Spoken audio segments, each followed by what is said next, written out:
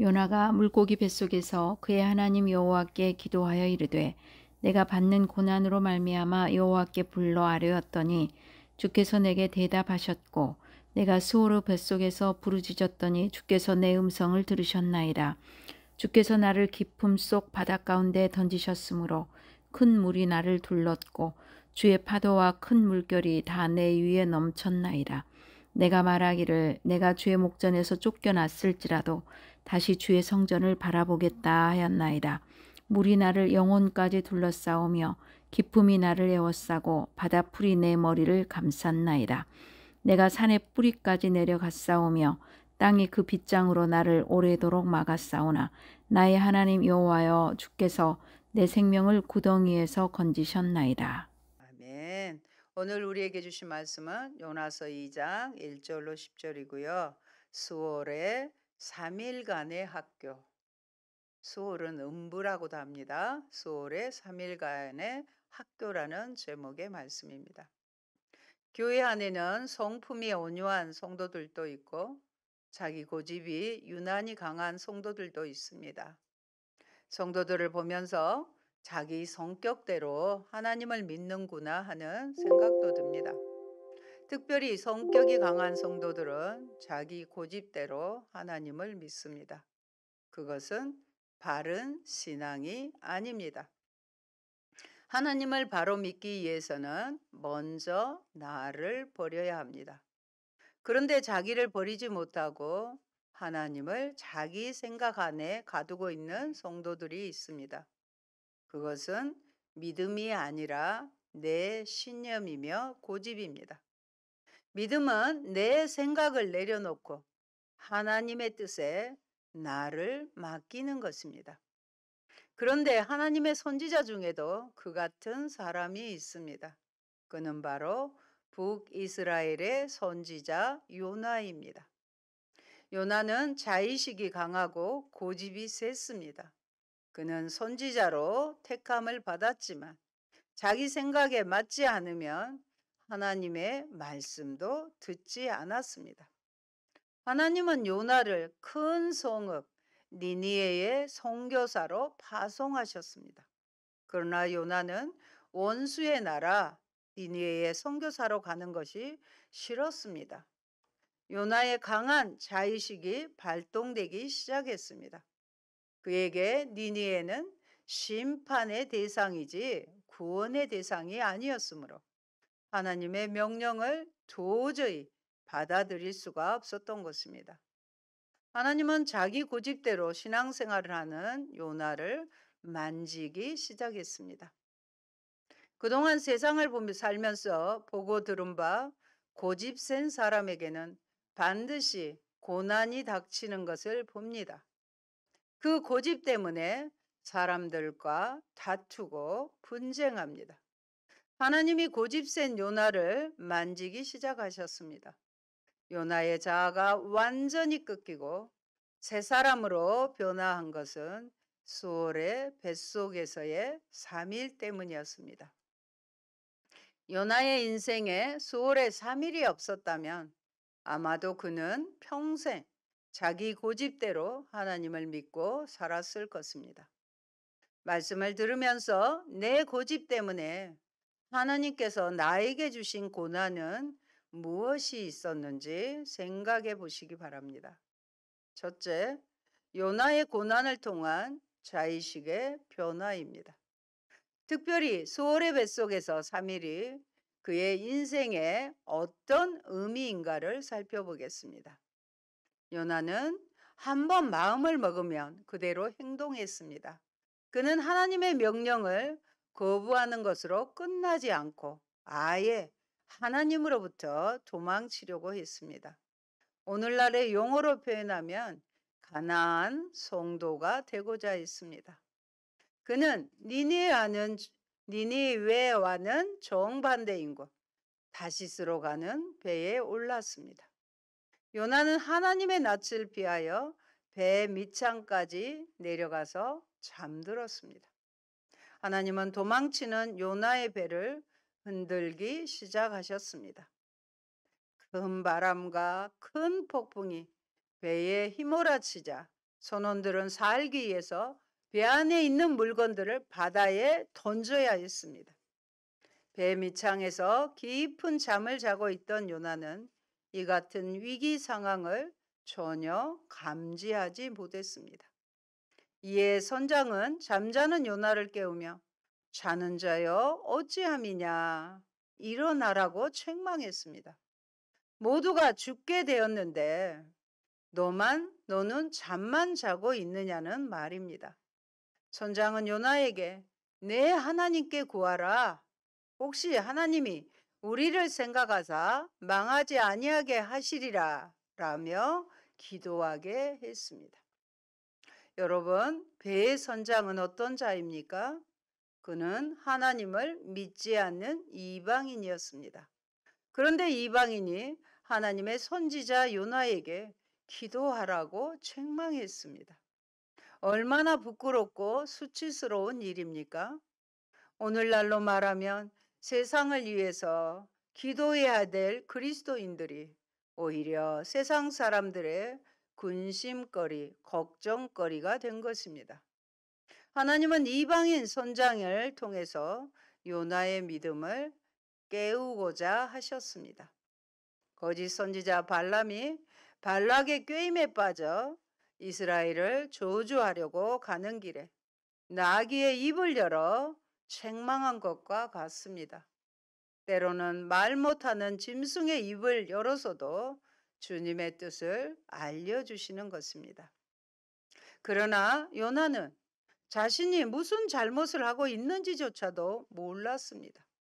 요나는 선지자였지만 영적으로 완전히 눈이 감기고 죽어 있었습니다. 그럼에도 하나님은 이렇게라도 요나와 같은 우리를 놓지 않으십니다. 시편 139편 8절로 10절의 말씀 같이 보시겠습니다.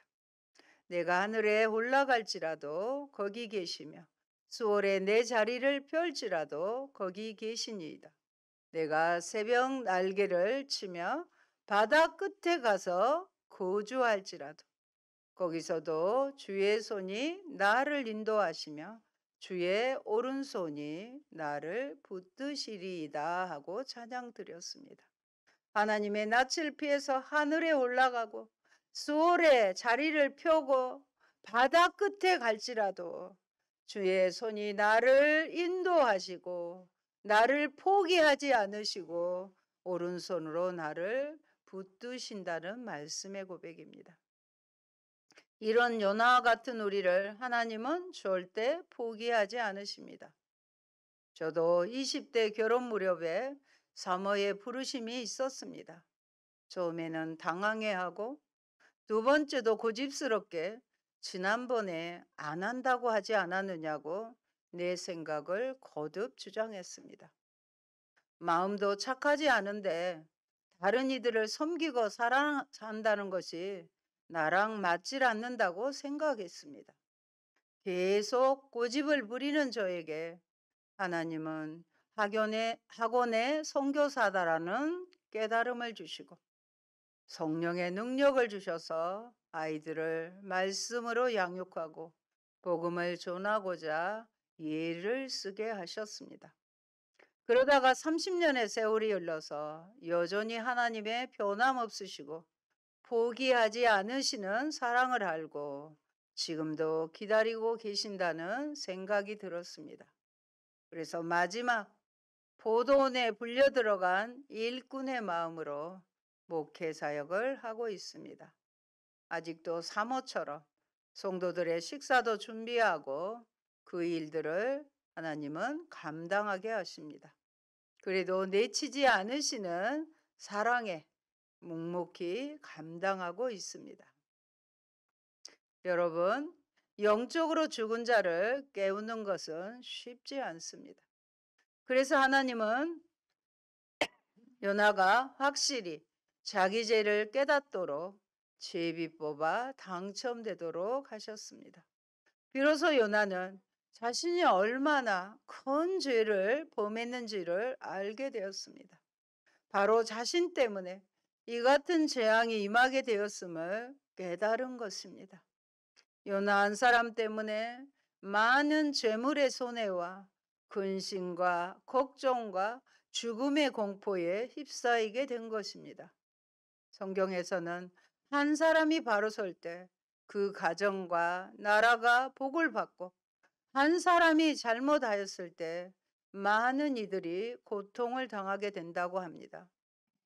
아담의 범죄인 불순종으로 인해 모든 사람이 죄인이 된 것처럼 마지막 아담으로 오신 예수님은 순종하심으로 그를 믿는 사람들이 복을 받고 구원을 얻게 되는 것입니다. 그러므로 우리 부모 세대가 믿음으로 살아야 우리의 자녀들이 믿음으로 살아 하나님의 복을 받게 되는 것입니다. 그러니 제발 우리 가정에서 자녀에게 바른 믿음을 보이고 그 믿음을 계승하도록 해야 하겠습니다. 다음 세대가 끊어졌다고 걱정을 할 것이 아니라 마지막 남은 불신 우리의 자녀 한 사람 한 사람을 굳건한 믿음의 사람으로 길러야 하겠습니다. 사람은 삶으로 가르친 것만 배우게 되기 때문입니다. 말로 가르치는 것이 아니죠. 우리의 삶으로 본을 보여야 되는 것입니다. 마태복음 5장 16절의 말씀 봅니다. 이같이 너희 빛이 사람 앞에 비치게 하여 그들로 너의 착한 행실을 보고 하늘에 계신 너희 아버지께 영광을 돌리게 하라. 이 말씀대로 어디서든지 믿는 자들은 착한 일을 해야 하고 주변에서 착하다는 말을 들어야 합니다. 아, 저 사람 착해. 이게 우리의 목표가 돼야 돼요. 얼굴만 보아도 저 사람 크리스천이구나 하고 알아보아야 합니다. 그래야 하나님 아버지께서 영광을 받으십니다. 그리고 하나님은 기뻐하십니다. 디모데후서 3장 16절의 말씀도 같이 봅니다. 모든 성경은 하나님의 감동으로 된 것으로 교훈과 책망과 바르게 함과 의로 교육하기에 유익하니 이는 하나님의 사람으로 온전하게 하며 모든 선한 일을 행할 능력을 갖추게 하려 함이라. 17절 다시 한번 보면 하나님의 사람, 우리 믿는 이들로 하여금 어떻게 해요? 온전하게 하여 모든 선한 일을 행할 능력을 갖추게 하는 것이에요. 결국 우리에게 성경을 주신 이유는 믿는 이들을 온전하게 하는 것입니다. 그래서 우리가 성경을 부지런히 읽어야 되고 배워야 되고 묵상해야 되는 거예요. 그래야 우리가 온전하게 되는 것입니다. 좀 부담스러울 수 있어요. 우리가 이 세상에서 노력하지 않고 얻어지는 것이 아무것도 없습니다. 저는 그렇게 생각해요. 하나님 은혜로 숨쉬는 것 외에는 모든 것은 우리의 수고가 다 들어가는 것입니다. 어제 저는 기리자매의 연주에 다녀왔습니다. 작년에 암이라는 어려움 앞에 있었습니다. 얼마나 저희들도 가슴 졸이고 우리의 딸과 같은 그 자매가 병상에 있다는 것 너무 힘들고 부모님의 마음은 오죽했냐 싶어서 기쁘게 갔습니다. 바이올린 화를 아마도 수만 번을 위아래로 연주하는 그 모습 결코 세상에 쉬운 것 없구나. 우리는 평안히 앉아서 그 음악을 감상하고 있지만 어려운 것입니다.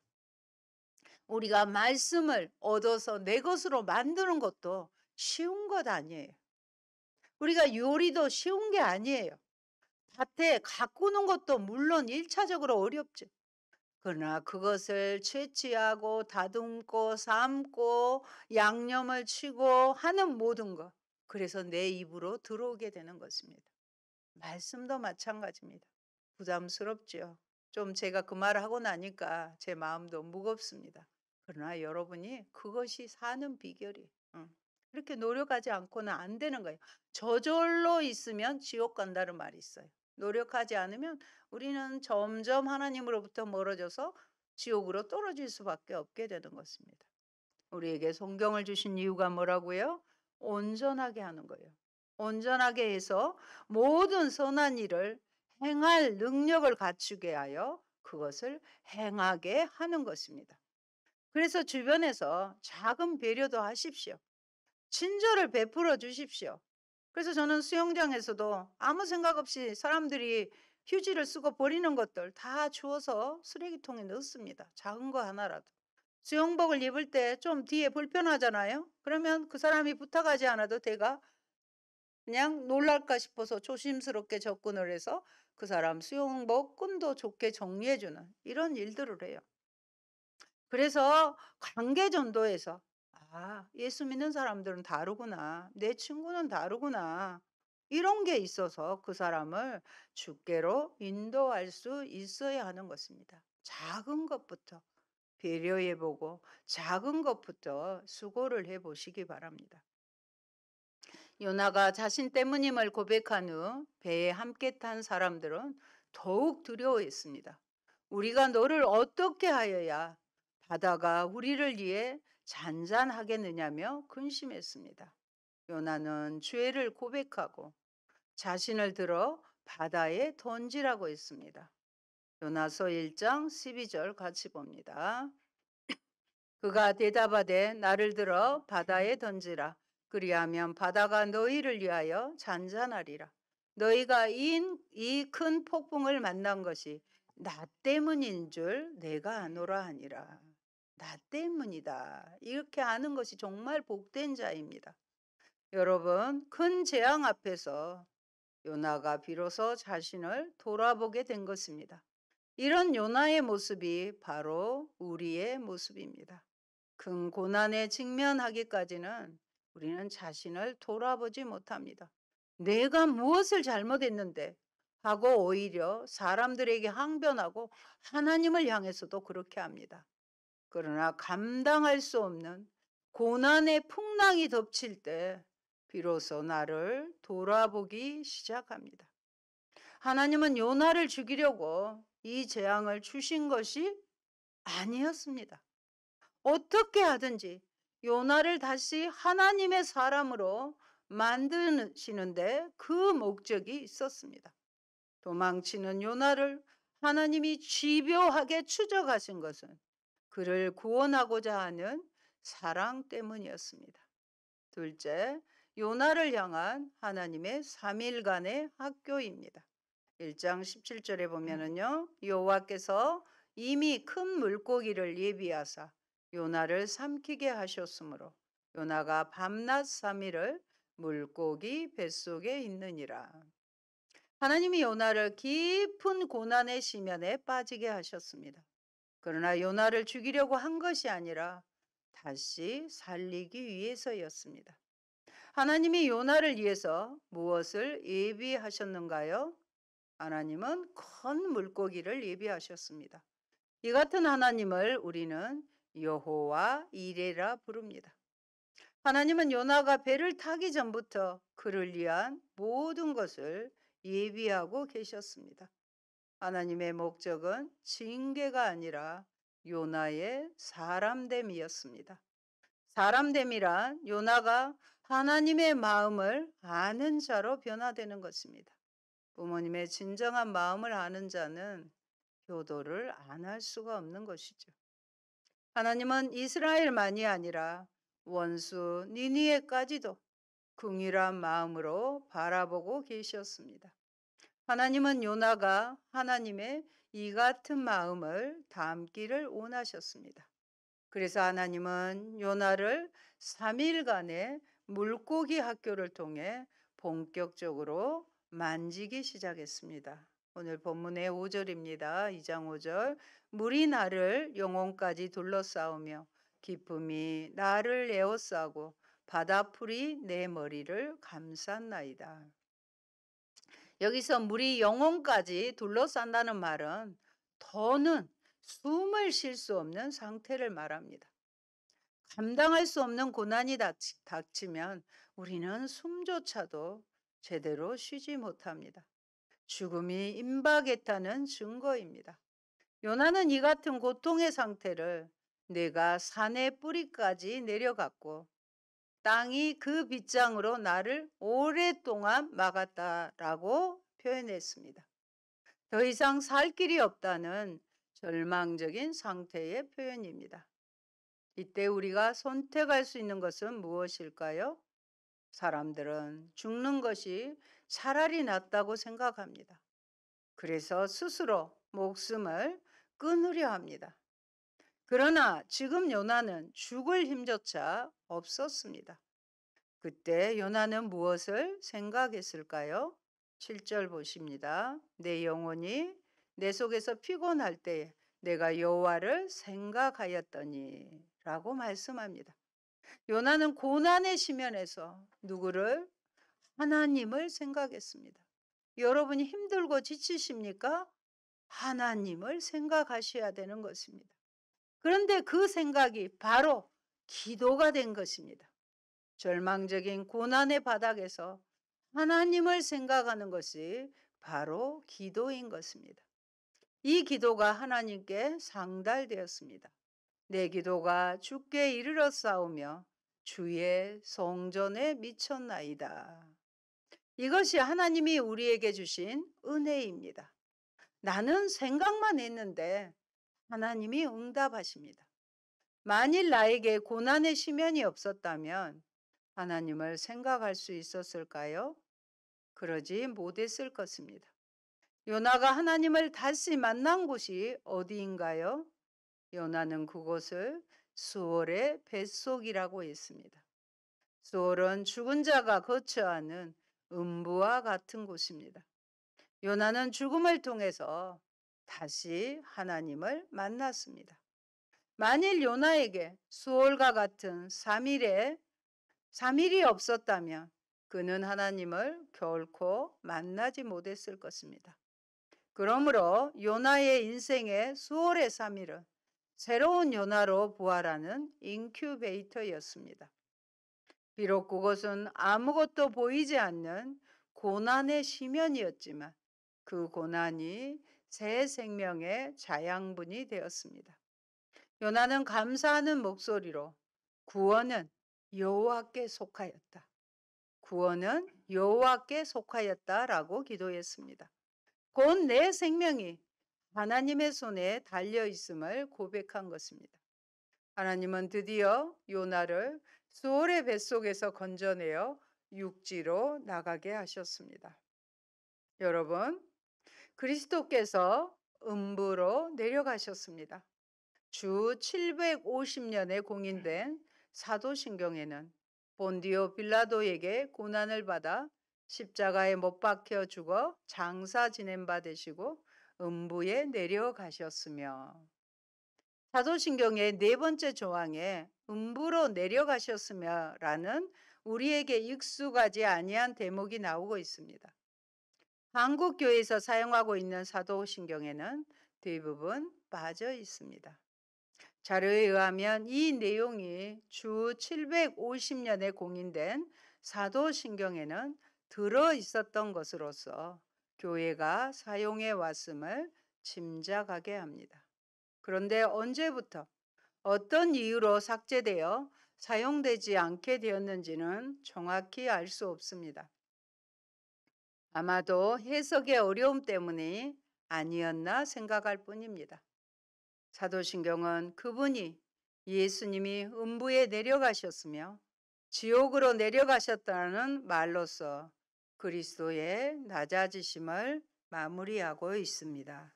그리스도께서 죽은 자의 영역, 즉 무덤에 내려가셨습니다.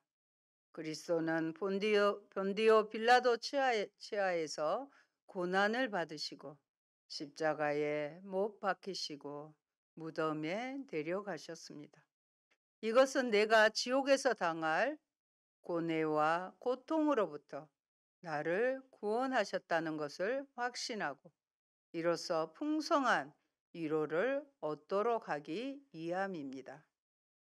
셋째, 니느웨에 가서 회개의 복음을 전한 요나입니다. 요나는 하나님의 말씀이 다시 임하자 여호와의 말씀대로 일어나 니느웨에 가서 회개의 복음을 전했습니다. 요나는 40일이 지나면 니느웨가 무너지리라고 외쳤습니다. 요나의 말에 니느웨 왕이 일어나 굵은 베옷을 입고 사람이든 짐승이든 모두 금식하라고 명령했습니다. 심지어 물도 마시지 못하게 했습니다. 하나님은 회개한 니느웨를 보시고 뜻을 돌이켜 심판하지 않으셨습니다. 그러자 요나의 옛 기질이 또다시 발동되어 원수 니느웨에 긍휼을 베푸시자 화가 몹시 나기 시작했습니다. 요나는 수월의 뱃속 3일을 잊어버렸습니다. 하나님께 온갖 불평을 쏟아내기 시작했습니다. 우리도 고마운 것은요, 금방 잊어버리고 불편한 것만 생각하는 경향이 있습니다. 다시 감사해야 할 제목들을 생각해 보시기 바랍니다. 요나서 4장 2절의 말씀 같이 고백해 보겠습니다. 여호와께 기도하여 이르되 여호와여 내가 고국에 있을 때에 이러하겠다고 말씀하지 아니하였나이까? 그러므로 내가 빨리 다시스로 도망하여 싸우니 주께서는 은혜로우시며 자비로우시며 노하기를 더디하시며 인애가 크시사 뜻을 돌이켜 재앙을 내리지 아니하시는 하나님이신 줄 내가 알았음이니이다. 아멘. 요나서를 통해서 정말로 저는 어떤 하나님에 대해서 이렇게 정확하니 기록하고 있는 것을 배웠습니다. 주께서는 은혜로우셔요.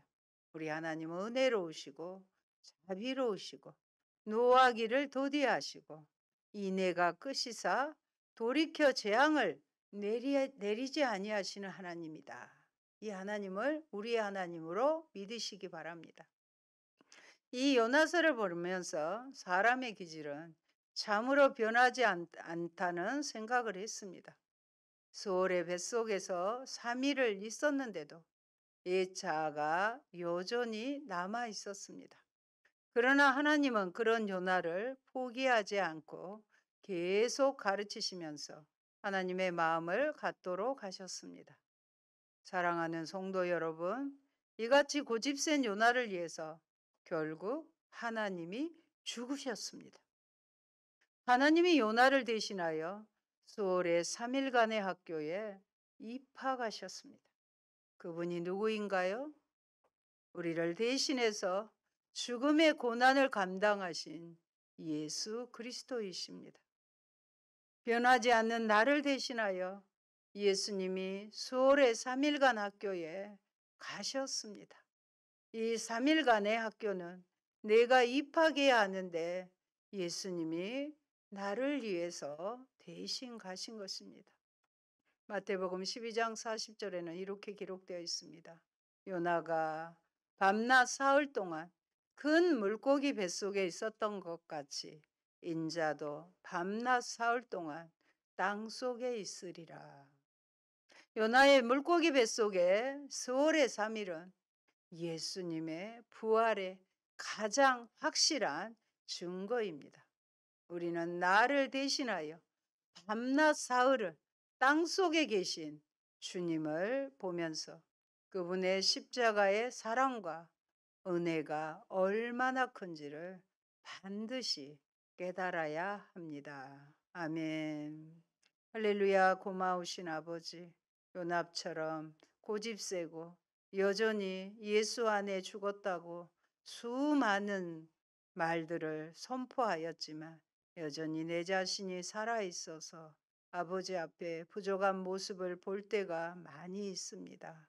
그럼에도 불구하고 하나님 요나를 포기하지 않으시고 물고기 뱃속에 3일간의 학교를 통하여 죽음의 문턱에까지 이르게 하셔서 다시 하나님을 바라보게 하시고 회복시키사 아버지 하나님의 뜻을 이루어드리는 선지자로 사용하시는 인애가 크시고 노하기를 더디하시고 자비하신 하나님을 우리가 배우게 되었습니다. 하나님, 우리도 하나님을 온전히 신뢰하며 주님처럼 인내하게 도와주시고 3일간의 십자가 죽음 후에 수월에 내려가신 우리 주님을 바라보면서 그 사랑 안에 모든 것을 다 이루어드리는 저희가 되게 하옵소서. 예수님 이름으로 기도합니다. 아멘.